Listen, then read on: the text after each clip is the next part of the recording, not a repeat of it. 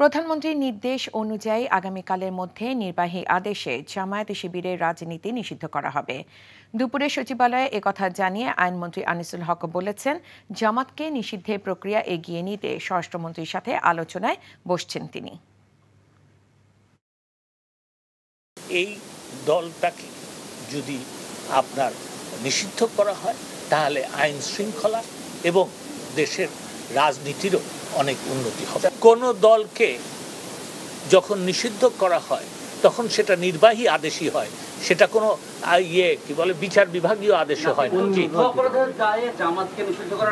বিচার করার যুদ্ধ অপরাধীদের অপরাধের দায়ে বিচার করা এক কথা, জামাতকে নিষিদ্ধ করা আরেক কথা।